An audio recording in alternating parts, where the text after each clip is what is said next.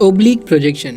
अब हम क्या देखेंगे, देखो अभी तक हमने इसको सीधा फेंका था, अब या तो मैं इसको किसी एंगल पे ऊपर फेंक सकता हूँ या इसको किसी एंगल पे नीचे फेंक सकता हूँ ना। तो यहाँ से वो यहाँ कहीं जाएगा, यहाँ से फेंकता तो यहाँ जाता, यहाँ से फेंकता तो थोड़ा और दूर जाता, या हो सकता है कुछ ज़्यादा ही एंगल पे फेंक देता तो वापस वो यहीं भी आ सकता था। ऐसा कोई ज़रूरी नहीं है कि वो हमेशा इससे आगे जाएगा, है ना। तो एक काम करते हैं, हम सेम स्पीड के साथ फेंकेंगे इस बार और सारे केसेस को हम कंपेयर कर लेंगे, ठीक है। तो मान लो इसकी स्पीड है u और हमने इसको फेंक दिया है इस तरफ u at an angle of theta, ठीक। दूसरा केस है, इसमें भी मैग्नीट्यूड उतना ही है, एंगल का मैग्नीट्यूड भी उतना ही है, लेकिन ऑपोजिट डायरेक्शन में है। और एक तीसरा केस ले लेंगे जिसमें यहाँ पर इसकी u की वैल्यू 0 है, बस वो यहाँ पर से इस तरीके से नीचे गिरती है। तो तीनों में एक चीज़ कॉमन हो गई कि तीनों को सेम हाइट नीचे आना है, ठीक है। तो क्या तीनों का टाइम ऑफ फ्लाइट भी सेम रहने वाला है? नहीं, ये सबसे पहले आ जाएगा, है ना, क्योंकि इसका इनिशियली भी ux का कुछ कंपोनेंट है। ये इसका ux की वैल्यू 0 है, ये हाफ GT² उस तरीके का मोशन फॉलो करता हुआ आएगा। और इसका तो इनिशियली ux ऊपर में है कुछ, तो ये पहले 0 होएगी फिर नीचे आएगी, तो इफेक्टिवली ये कुछ ऐसे आने वाला है। अब हम यहाँ पे ड्रॉ कर लेते हैं, हमारे पास इनके पाथ कैसे होंगे। ये आएगा यहाँ पर कुछ, ये आ जाएगा यहाँ पर कुछ। हमारे पास कुछ टाइम ऑफ फ्लाइट्स होंगे यहाँ पर, इसको मैं बोल देता हूँ, इसको लगता है टाइम t0, इसको लगता है टाइम t1, इसको लगता है टाइम t2। इस तरीके से हमने चीज़ें लिख दी हैं। कैलकुलेशन करना थोड़ा सा स्टार्ट करते हैं। हमारे पास y डायरेक्शन में पहले तो कैलकुलेशन करूँगा मैं, सिर्फ y डायरेक्शन की कैलकुलेशन करें। y डायरेक्शन vy का square is equal to uy का स्क्वायर प्लस 2 माइनस जी और माइनस एच। देखो नीचे की तरफ एक्सेलरेशन भी नेगेटिव है और डिस्प्लेसमेंट भी, अगर ये हाइट h थी तो हमारे पास डिस्प्लेसमेंट भी नीचे की तरफ आ जाता है। तो ये बेसिकली दोनों माइनस कैंसिल आउट हो जाने वाले। अच्छा, इसको अभी मैं छोड़ दूँ, इन दोनों केसेस की बात करूँ, दोनों का एंगल भी थीटा है, दोनों का मैग्नीट्यूड भी u के बराबर है। दोनों के मैं ओरिजिनल जो वेलोसिटी है y डायरेक्शन में उसके कंपोनेंट की बात करूँ तो ये भी हो जाती है uy और ये भी हो जाती है uy। मैग्नीट्यूड दोनों के बराबर है, डायरेक्शन एक पॉजिटिव होगी एक नेगेटिव होगी।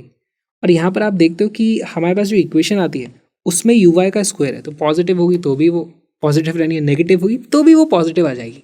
इससे एक चीज़ पता चलती है कि दोनों के केस में फाइनली यहाँ पर वेलोसिटी का मैग्नीट्यूड होगा y डायरेक्शन वाला, वो दोनों के लिए बराबर आने वाला है ना। तो इस चीज़ को हम लिख देते हैं, vy is going to be equal to under root of uy का स्क्वायर प्लस 2gh।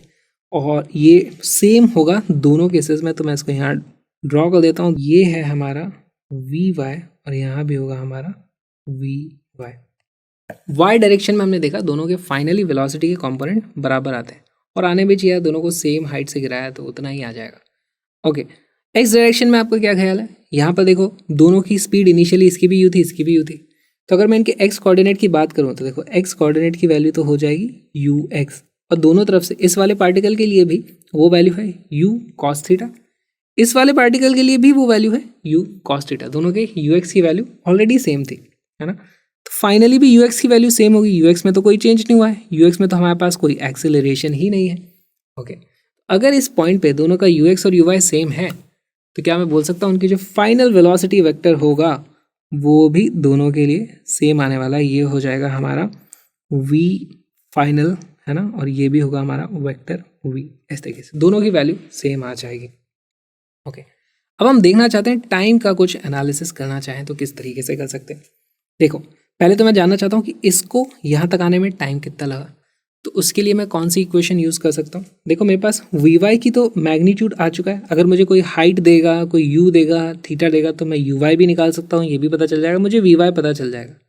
अब टाइम लाने के लिए हमारे पास इक्वेशन कौन सी होती है, v is equal to u plus at। तो मैं टाइम के लिए करूँगा calculations for time, vy is equal to uy plus at हमें करना है। अब हमारे पास दो केसेस हैं, दोनों केसेस को ध्यान से देखेंगे। हमारे पास पहला केस ये वाला ले लेते हैं, ठीक है, नहीं यही है t1। तो t1 वाले के लिए अगर मैं देखूं, इसकी इनिशियली वेलोसिटी ऊपर थी, फाइनली इसकी नीचे हो गई है, नीचे वाले को हम नेगेटिव लेते हैं और यहाँ पे हम सिर्फ मैग्नीट्यूड की बात करें। ये जो निकलेगा ये अंडर रूट के बाद ये भी सिर्फ मैग्नीट्यूड निकलेगा, प्लस माइनस साइन तो हमें लगाना है। यहाँ पर देखो इसकी वैल्यू आएगी minus v y is equal to u y minus g t one. Similarly इस दूसरे वाले पार्टिकल के लिए देखो, ये भी नेगेटिव है, ये भी नेगेटिव है, जी भी नेगेटिव है, सब कुछ नेगेटिव है, तो सबके आगे नेगेटिव लगा दो। Minus v y is equal to minus you y minus g t one. T naught को हटा, यहाँ पे ले गया। अब यहाँ से टी वन की वैल्यू क्या आ जाती है, वो देखो आ जाती है V Y plus U Y upon G, और यहाँ पर टी टू की वैल्यू आ जाती है V Y minus you Y upon G. तो एक में मुझे प्लस दिख रहा है, एक में मुझे माइनस दिख रहा है। और आप इसको ऐसे समझो, यू वाई में जो चेंज इन वेलोसिटी का मैग्नीट्यूड है, यहाँ पर यू वाई और यहाँ पे वी वाई थे, दोनों का सेम डायरेक्शन है, तो उन दोनों को माइनस करेंगे। यहाँ पे वी वाई था माइनस, ये उल्टे डायरेक्शन में है, तो वो माइनस माइनस होकर के यहाँ पे प्लस हो जाते हैं। इसलिए यहाँ पर वेलोसिटी में मैग्नीट्यूड का चेंज ज़्यादा है, यहाँ पर कम था, इसलिए यहाँ पे टाइम ज़्यादा लगा है, यहाँ पे टाइम कम लगा है। और मेरे को यहाँ पर दिख रहा है इन दोनों को मैं मल्टीप्लाई करूँगा तो शायद कुछ बहुत ही इंटरेस्टिंग सा रिजल्ट मुझे मिलने वाला है। चलो इन दोनों को मल्टीप्लाई कर देते हैं, उससे पहले जगह बनाएंगे यहाँ पे। दोनों को मल्टीप्लाई कर दो भाई, t one into t two. उसकी वैल्यू आ जाती है यहाँ पर वी वाई का स्क्वायर माइनस यू वाई का square upon g square. Okay, अच्छा वी वाई का स्क्वायर, यहाँ से देखो वी वाई के स्क्वायर करोगे तो उसकी वैल्यू क्या आ जाती है, वैल्यू रखो यहाँ पे, तो वो हो जाता है यू वाई का square plus two G H minus you Y का square divided by G square. ये देखो ये इस तरीके से कट जाते हैं, फिर एक जी से एक जी कट जाएगा और हमारे पास इसकी वैल्यू आ जाती है, this turns out to be 2h upon G, 2h upon G. अब मुझे बताओ इस टी नॉट की वैल्यू क्या थी। यहाँ से अगर मैंने इसको सिंपली ड्रॉप किया था तो टी नॉट की वैल्यू कितनी आती है, ये एक अलग ही चीज़ है। T not is equal to under root 2h upon G होता था। क्या मैं इसको टी नॉट का स्क्वायर लिख सकता हूँ, ये हो जाता है हमारा टी नॉट का square is equal to t one t two. हमारे काम का एक्चुअली बस यही रिजल्ट था, मेरे को आपको यही बताना था। जब इस तरीके से हम प्रोजेक्शन करते हैं, अगर मैं थीटा से ऊपर फेंकूँ और थीटा से नीचे फेंकूँ तो दो अलग अलग टाइम लगते हैं, T1 और T2। लेकिन वो ये वाला जो टाइम है जब उसको सिर्फ छोड़ देते हैं, ये सब आपस में ना वो ज्योमेट्रिक इसका ये मीन है, ये एक छोटा सा हमारा फॉर्मूला है, तो यही आपको पता होना चाहिए। इस पर कई बार डायरेक्टली क्वेश्चंस आ जाते हैं। ये तो हो गई बहुत सारी एनालिटिकल बातें। अब एक अच्छा सा न्यूमेरिकल सॉल्व करते हैं। ये नोट्स ले लो, फिर न्यूमेरिकल करेंगे।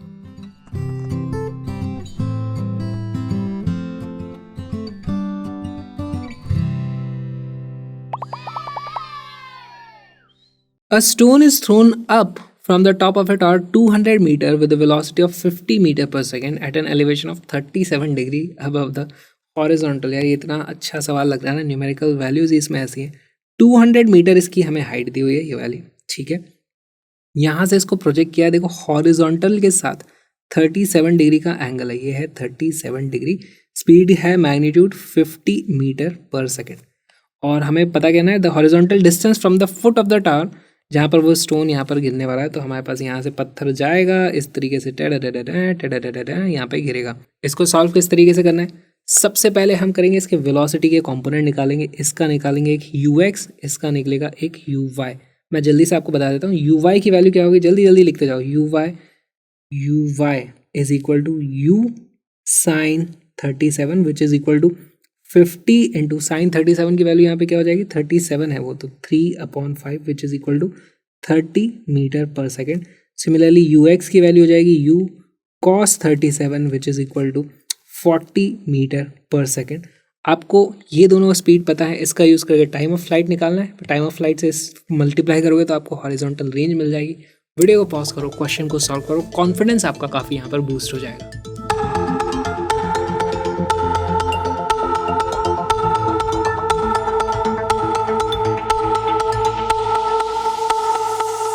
इस क्वेश्चन का करेक्ट आंसर है ऑप्शन नंबर बी। अब देखते हैं, और इसमें एक बहुत ही अच्छी सी चीज़ भी देखना निकल के आने वाली ऑब्जर्वेशन क्या है वो भी हम देख लेंगे। तो सबसे पहले हम टाइम ऑफ फ्लाइट करेंगे। टाइम ऑफ फ्लाइट के लिए हम क्या करते हैं, हमें यहाँ पर s is equal to U T plus half A T square ही करना पड़ेगा, है ना। ये जो डिस्टेंस है s is equal to U T plus half A T square होता है।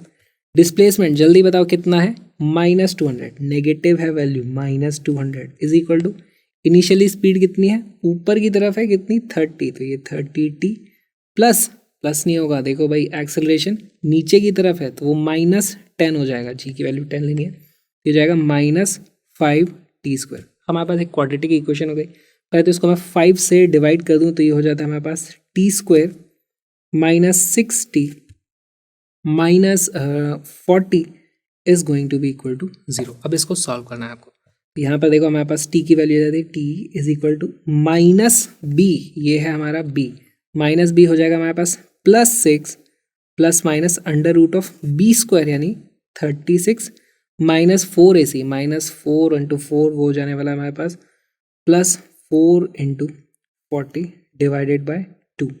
अब यहाँ पे देखो ये क्या है, 36 होता है 9 × 4, ये हमारे पास 4 × 40, तो ये हो जाएगा, दोनों को कॉमन लोगे तो 4 × 49 और उसका अंडर रूट है तो वो हो जाता है 2 × 7, तो बेसिकली ये 14 का स्क्वायर है। तो यहाँ पर वैल्यू आने वाली हो जाएगी 6 ± 14 डिवाइडेड बाय 2। यहाँ से टाइम की दो वैल्यू आएंगी, एक वैल्यू आ जाएगी 10, दूसरी वैल्यू आ जाएगी -4 सेकेंड। कौन सा वाली वैल्यू हमारी टाइम की सही है? हमारे पास obviously 10 is the correct answer. Range की वैल्यू क्या है? रेंज की वैल्यू होती है u × t, ux × t। ux की वैल्यू है हमारे पास 40 मल्टीप्लाइड बाई कर दो आप 10 से, which turns out to be 400 metre. इस तरीके से आपको न्यूमेरिकल्स सॉल्व करने होते हैं। अब यहाँ पे एक बात बताओ, ये जो -4 सेकेंड है वो क्या चीज़ है? यही तो खेल है, यही आपको समझना है। अगर आप इसको फील कर पाओगे क्या है, तो देखो हम जो ये कैलकुलेशन करते हैं ना, इसको ये नहीं पता होता कि यहाँ पे एक्चुअली टावर है और पत्थर इससे पीछे नहीं जा सकता। अगर मैं यहाँ से पत्थर फेंकता और वो एग्जैक्टली ये मोशन ट्रैवल करने वाला होता है ना, मैंने इस पॉइंट पे बोल दिया कि t इज इक्वल टू 0 है ना, वो तो मैं तो कभी भी टाइम को 0 बोल दूँ। तो बेसिकली यहाँ से अगर पत्थर चालू हुआ होता तो वो t की वैल्यू हो जाती -4 सेकेंड। इसका मतलब अगर मैंने ये मान लो ये बिल्डिंग ही नहीं होती यहाँ से, और यहाँ पर स्पीड भी कुछ ज़्यादा है, यहाँ से तो 50 तो यहाँ पर है, यहाँ पर 50 से ज़्यादा तेज़ी से फेंका होगा। अगर मैं यहाँ से फेंकता इस तरीके से, उसकी कुछ भी स्पीड होती इनिशियल, और वो इस पाथ को ट्रैवल करने वाला होता, तो देखो यहाँ से यहाँ तक आने में तो हमें 10 सेकेंड लगे, यहाँ से यहाँ तक जाने में हमें और 4 सेकेंड लगते हैं, तो टोटली फिर ये 14 सेकेंड में यहाँ पर पहुँचा होता है। इस तरीके से आपको मोशन को विजुअलाइज करना आना चाहिए। ये पैराबोला अगर यहाँ कंप्लीट होता है तो यहाँ पे पहुँचने का time t is equal to -4 second, ये चीज़ हमारे पास आई थी। तो इससे यहाँ से आप ये भी बता सकते हो कि भाई यहाँ पहुँचने का टाइम कितना लगा होगा। अगर ये टाइम था 4 और तो ये वाला टाइम भी हो जाएगा 4, दोनों 4 हैं, ये था टोटल 10, तो ये वाला टाइम हो जाता है सिर्फ 6। तो अब इस तरीके बहुत सारे क्वेश्चंस घुमाए जा सकते हैं, तो होशियार रहो, सावधान रहो, पेट्रोल रहो।